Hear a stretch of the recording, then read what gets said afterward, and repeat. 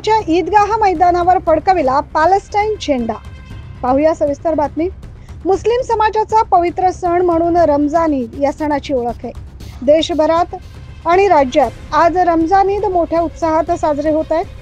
नाशिकच्या पोलीस कवायत मैदानावर नमाज पठण सुरू असताना एका मुस्लिम बांधवाने मैदानावर गर्दीतून चालत येत पॅलेस्टाईनचा ध्वज फडकवला। हा पॅलेस्टाईन ध्वज फडकवताना तो थेट ईदगाह मैदानाच्या दिशेने चालत आला। यावेळी मुस्लिम धर्मगुरू तथा आमदार मौलाना मुफ्ती मोहम्मद इस्माईल हे मुस्लिम बांधवांना संबोधित करत होते।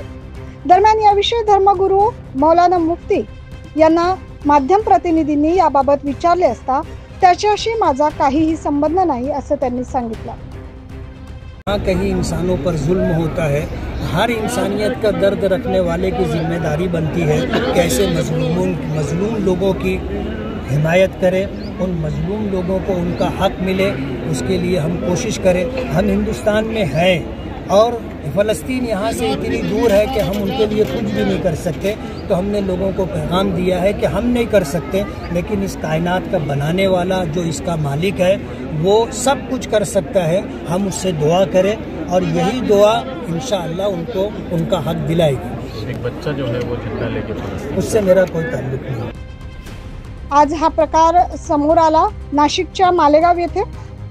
आज सकाळच्या सुमारास रमजान निमित्त मुस्लिम समाजाकडून नमाज पठण सुरू आहे, तेव्हा गर्दीतून येत एका तरुणाने पॅलेस्टाईन झेंडा फडकवला। सदर तरुणाचा शोध घेतला जात आहे। या प्रकरणी मालेगाव पोलिसांकडून अद्याप कुठल्याही प्रकारची कारवाई करण्यात आलेली नाही। मालेगाव येथून 9 न्यूज महाराष्ट्रासाठी प्रतिनिधी कीर्तिकुमार मोरे।